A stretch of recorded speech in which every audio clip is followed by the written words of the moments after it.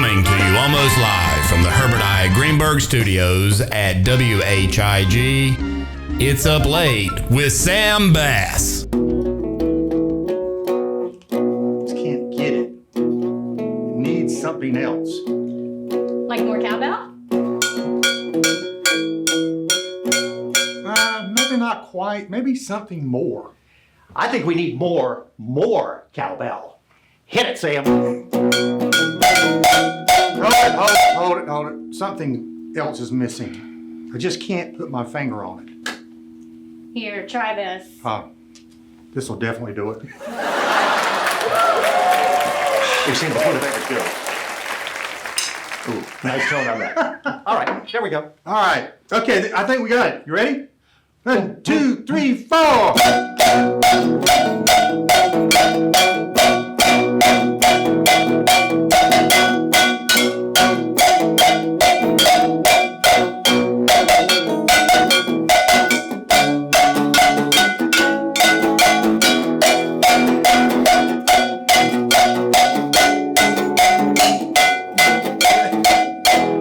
Thank you, Scott Smith, and welcome, ladies and gentlemen, to another unforgettable evening here on Up Late with me, Sam Bass. This is a brand new episode. At least it will be the first time you see it. Complete with cowbell. I'm telling you folks, you can't get this kind of entertainment in Rocky Mount. The tonight's show is brought to you by our Green Room sponsor, Serve Pro of Rocky Mount Tarboro. You got fire damage? Water damage? Perhaps you threw a party in your backyard shack while your wife was at the beach and need to make it look like it never happened? Serve Pro can fix that. Don't worry. I got you. Call me. And mark your calendar for Saturday, November 15th. Uplate is proud yet again to be a sponsor of the Wilson Record Show hosted by our good friend Phil Sabella at Phil's Music Exchange of Wilson. You can find everything there. Vinyl, DVDs, memorabilia, reel to reel. Phil's Music Exchange on Tarboro Street in Wilson. Tell them Sam sent you and get punched. Not really. I mean, you get an extra punch on the rewards card. So tell them Sam Bass sent you. And now I'd like to make this announcement. Raise your glasses because we've got a brand new sponsor. Papa Chibo, right here in Rocky Mount. If you're craving top shelf bourbon and food that will make you rethink your dinner plans forever, this is your spot. And on Tuesday nights, did somebody say Tuesday night? Papa Chibo serves prime rib every Tuesday night. It takes center stage. It's going to be fantastic. It's going to be huge. And so make sure you remember to go to Papa Chibo's. They're not just a restaurant, folks. They're the place where friends meet. And if you're lucky, you might actually catch a glimpse of a local celebrity or two, present company included. So next, coming up tonight, our next guest is a self-proclaimed trafficologist who went from dodging traffic to dodging wrong answers. He's the host of The Brain Game on WRAL. It's a high school quiz show where teens battle over pop culture, science, and occasional Shakespeare quote. So tonight, none other than Mark Roberts will be here. But first, so I got a little excited a few weeks back when I found out Jimmy Kimmel's time slot was open. I even wrote ABC an application letter. And I'm still waiting to hear back. I've got high hopes and a fresh suit to wear. What's that I hear? Is that my mail alert? We've got mail? Thank you, Jamie. Jamie's arm, everybody. Jamie's arm. I've got mail from Jimmy Kimmel Live, Los Angeles, California, to Up Late with Sam Bass. Let's see what it says. How Carson do it. All right. Well, for some reason, it's got cards in here. Let's see what it says. Dear Mr. Bass, thank you for your recent letter expressing interest in taking over hosting duties for Jimmy Kimmel Live, which if I took it would be Sam Bass Almost Live.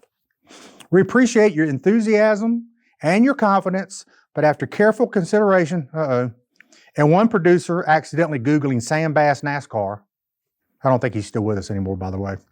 We regret to inform you that you will not be considered for the host of that position. We understand this may come as a disappointment. You're lost. But we hope to soften the blow with a top 5 list made just for you.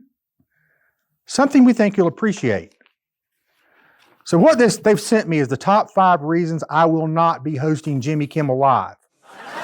So let's take a look. This ought to be good. Number 5. You signed the application, "Thanks for staying up late with Sam Bass." While we appreciate your clever play on words here, we suggest you save that for restaurant receipts and not job applications. I admit I sign restaurant receipts out loud all the time. And I leave a business card for the chef. Watch out, Jamie. Number 4. You once interviewed Barbie, she was a doll, for 2 minutes and never managed to get a word out of her. Number 3. Your idea of a cold opening involves a stuffed dummy and a failed parachute, and to this day, our producers aren't sure which one was the real dummy in that scenario. Well, actually, it wasn't so much as a failed parachute as it was a forgotten parachute. Well, I get your point. Number 2, you pitched a segment called Kiss My Bass, which we're pretty sure violates at least 3 FCC guidelines and 1 moral code. Plus, a dating show for fish is absurd. What they don't know is I had the perfect host. I had Greg Fischel on board to host it. Your loss. Number 1. It's clear your top priority as a late night show is landing Will Ferrell. We admire your ambition, and we've already had him on a few times. And every visit ends with a plumbing emergency. They need to call Serpro. Anyhow, turns out when Will hang on a minute, folks. Okay. Turns out when Will overdoes it at the food services table in our green rooms, the pipes pay the price. That's it. So there's more to the letter.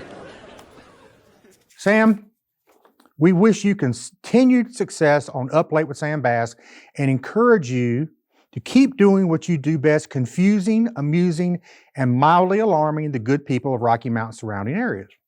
Warmest regards, but a very firm no. Signed, the producers of the Jimmy Kimmel Live. Oh, there's a P.S. Also, our legal team prefers applications that don't arrive splashed with bourbon. Okay, so much for that. So sit tight. We're going to be right back, right here. Trafficologist himself, Mark Roberts.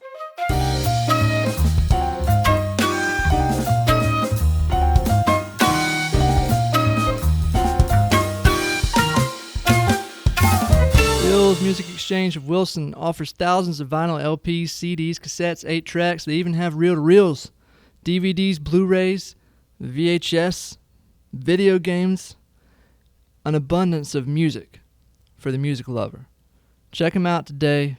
Phil's Music Exchange in Tarboro, 207 West Tarboro Street, downtown Wilson, or philsmusicexchange.com.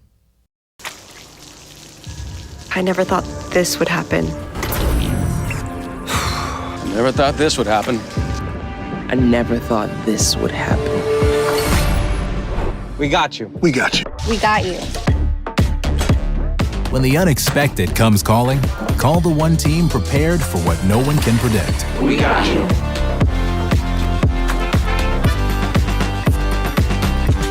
Serpro, like it never even happened.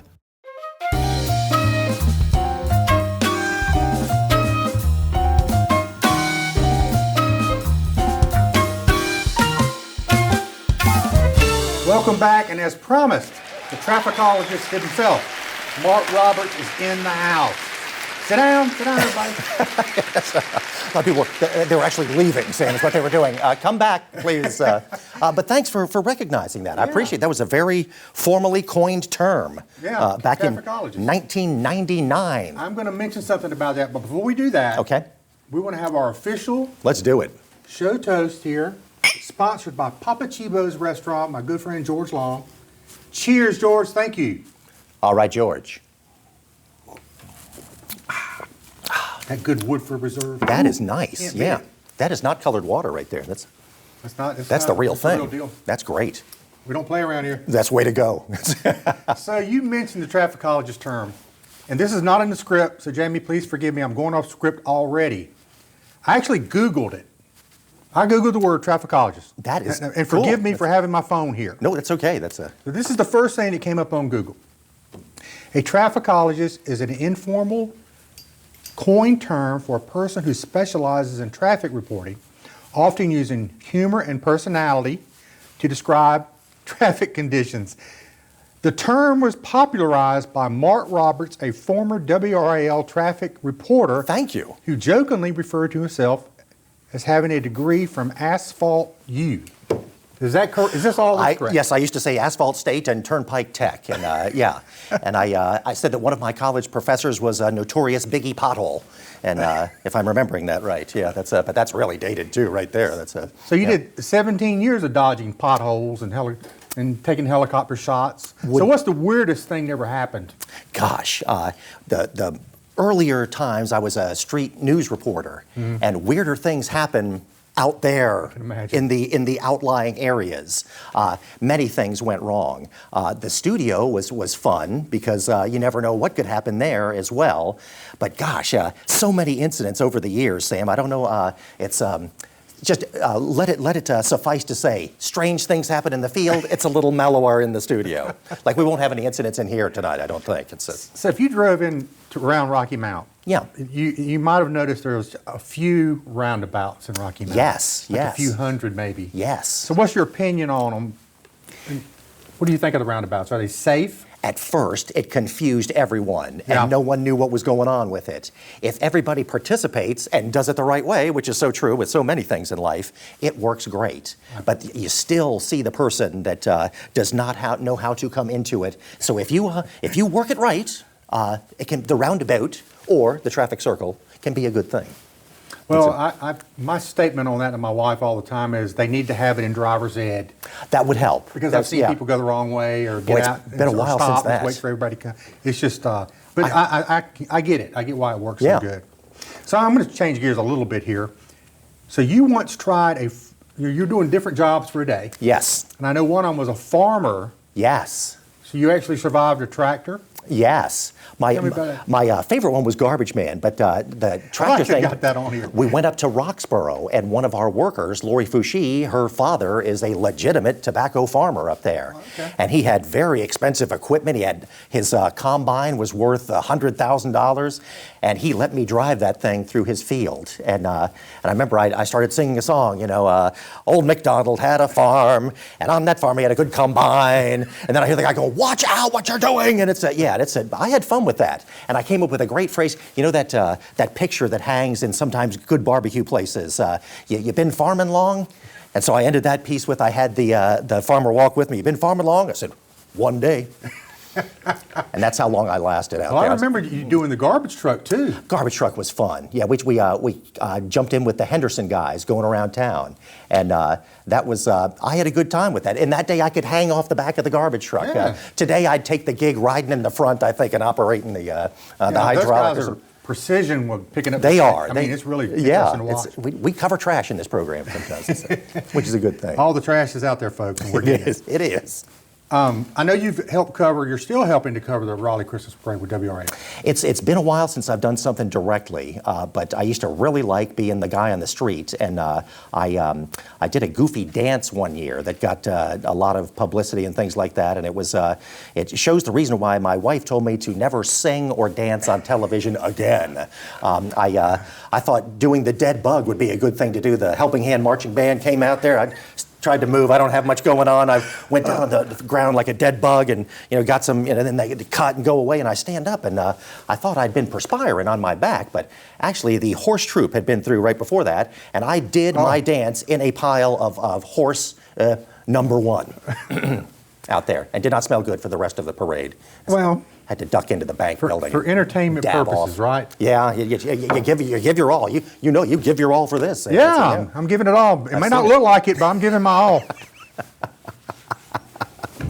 So I do know that is a legendary performance. I remember seeing it. I think I probably watched it happening while it was happening. They had me reenact it for the anniversary thing. Okay. It was just as lousy as the second time was the first. But I had a good time with that. So, Mark, you've been called the only Mark Roberts. I've been called the only Sam Bass. That's good for you. You've earned that, Sam. What is the most Mark Roberts thing you've ever done on air, other than the dancing? I used to like jazzing up the morning show. And some people used to think it was taking over the morning show. And opinions varied, and sometimes I rubbed people the wrong way. But the one that came out the best, and I should have brought some tape. Now, we don't need tape of that, but remember Anchorman Jim Payne? Yeah. I am Jim Payne. When he left, I told Jim, watch the morning show this morning. And so I bribed the producer, and he let me do it. I wrote a small song, and I gave everybody a song sheet. And they punched around to like the field reporters and the guy, they even had the helicopter pilot singing.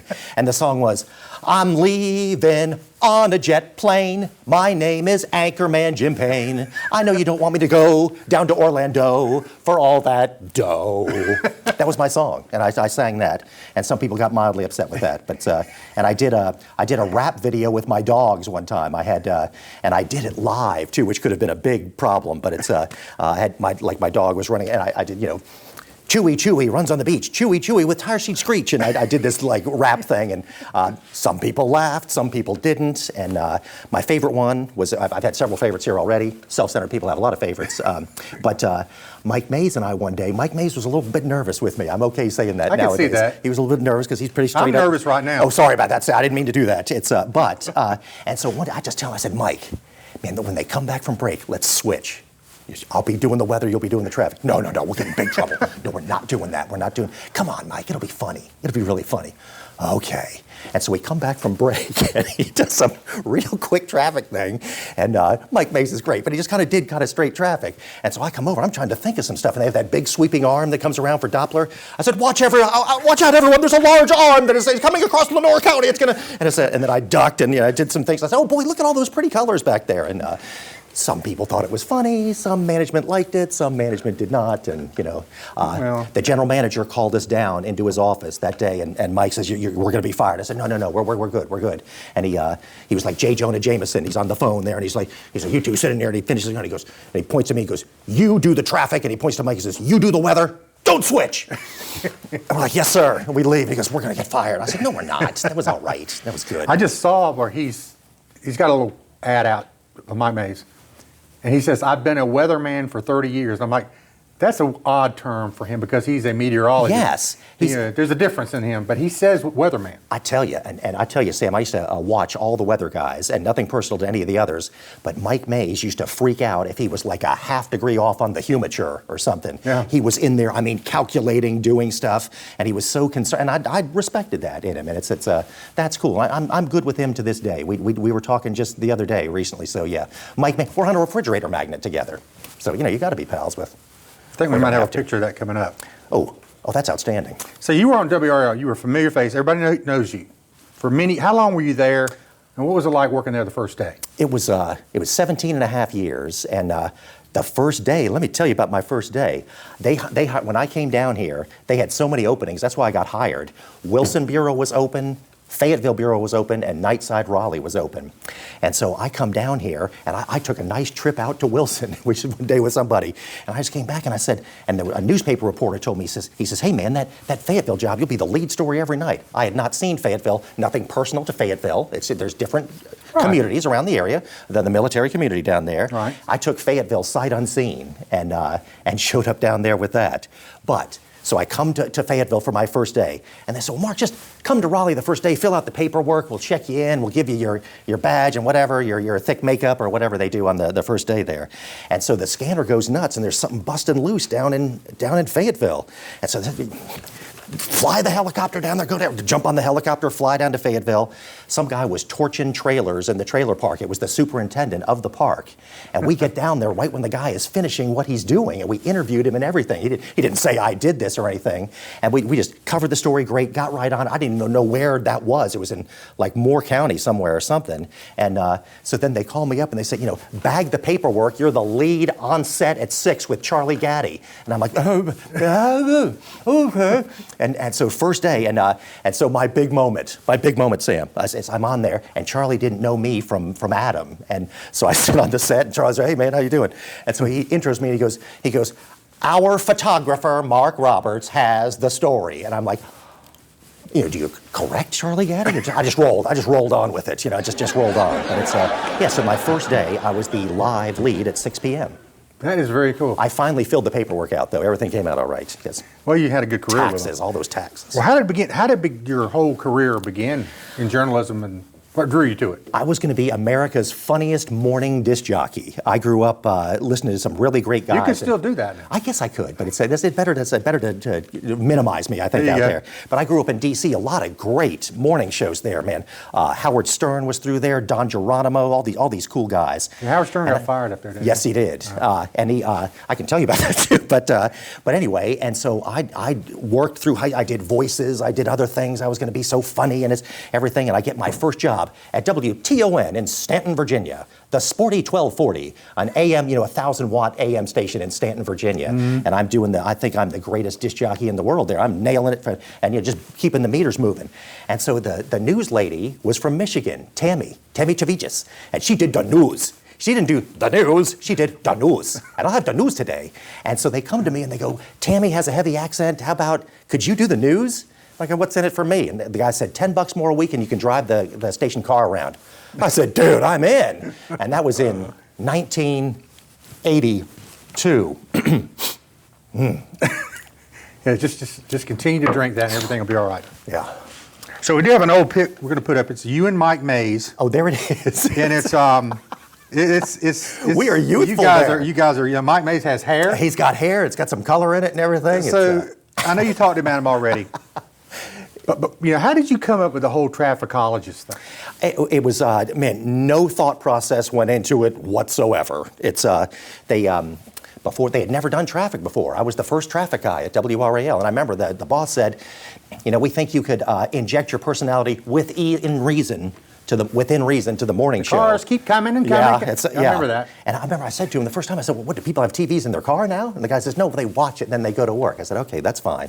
And so we rehearsed at 3 a.m. That first morning, I'm like, oh my God. I was in a zombie-like state. And we rehearsed the thing. And then the station manager, who is since the late Jim Griffin, who has passed on, we used to call him Cool Breeze, he comes down there and just says, you need to come up with a handle for yourself. You need to call yourself something. Be ready to go at 6. And I'm like, And I just figured, meteorologist, trafficologist. And they said, okay. And they put it in the Chiron. That was it from there on.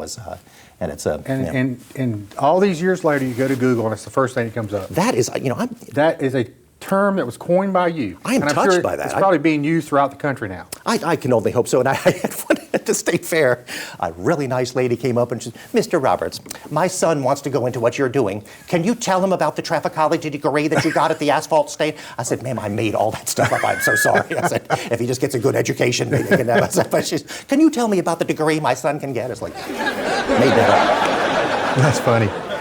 So I'm going to go back to Mike Mays a bit. What's your fondest memory of Mike? Was it that story you just told me? I would have to say when we switched was the funniest, because he was absolutely convinced we were gone, and I was like, and that kind of pushed the, the morning show was very straight before that. They did they told me, they said, we need to make it a little more, and that was the GM was behind that and stuff. And so it rubbed a lot of people the wrong way. And, Mike was trying to do the weather, but I'm an acquired taste that takes time. And I've had a whole career life of rubbing people the wrong way. So yeah, I tell you, but the way I roll. Mike is as strong of a weather guy as I have ever seen on local television, man. And, he's a good guy.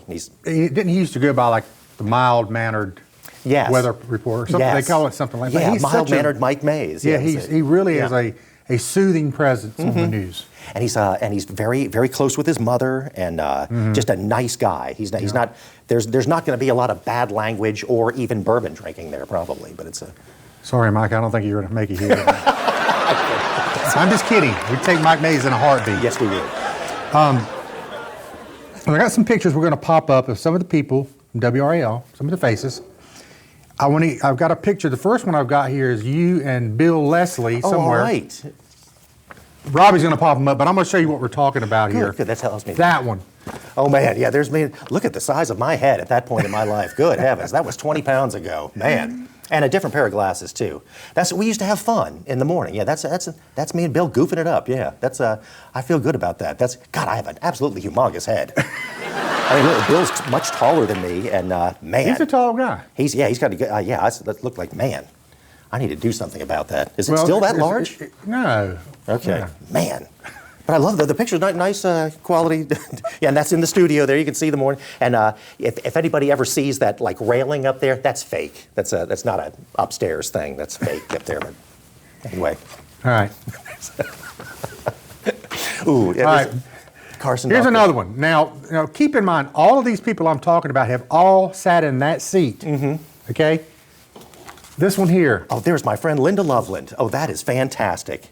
That is fantastic. That was the day of the Raleigh, the anniversary of it was like the 50th Raleigh Christmas Parade or whatever that was. And Linda's so nice. And I'm saying, Linda, come over here and pose with me so I can get some clicks on Facebook here. And it's if you can see, that's when I had my massive forehead injury.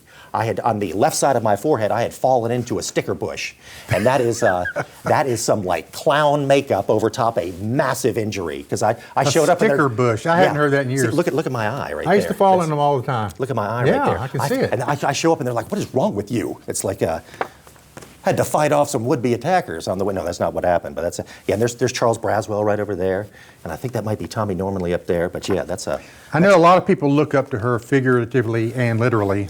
Linda's a very cool person, 6'1" in her stocking feet, I believe. Yeah, I think 5'13". And has has tall. That's what she says. Yeah, has tall. Oh, yeah, that's a 5'13". I like Yeah. that. That makes it. Yeah, and she has. I was doing the Christmas parade one year, as I told you guys, and the Harley Davidson group called the Harley Davidson. Go interview somebody. Oh, I got it. Hi, do you like being in the parade? I'm Linda Loveland's sister. And I said, really? And she stood up. She was like 6'3". I said, yes, you are. Back to you, Bill. And that's it. Yeah, that was it. Yeah, she's super sweet. We had a great episode with her on here. Yeah, Linda Loveland is cool people. Yeah, very good. One more. What's that picture? That is some great people. Also, another guest of the show, Mr. Crabtree. Yes, the Crabber himself. Called you he did. before we came on air here. He did. He was telling me to watch out for that Sam Bass show. Yeah. But he good told me advice. the bourbon is real, so that's good. Chad Flowers over to the left. Great guy. Worked at Channel 5 for 30 years from Johnston County. Great guy. He did a great job when all those riots were happening in downtown Raleigh. He was up in the helicopter, did a great job. Ed Wilson to the right is the only non-family member who was in my wedding party. Ed is a great friend of mine. We came to Channel 5 the same year, 1990. And he's still full-time there, and I just do the brain game thing.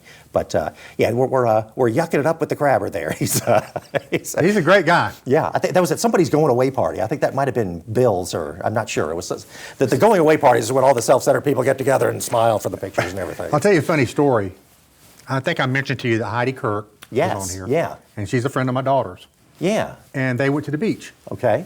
And sent me a picture of them with David Crabtree. Oh, really? Okay, you got to explain how this happened here. So my daughter recognized David Crabtree. They were at the Big Oak Drive-In in Salter Path. Yeah, he's got a place down close to there. He's right down from our place. Yeah. And he said, my daughter said, you were on my dad's TV show. Oh, that is cool. And so was Heidi, so they got a little group picture with that. Is great.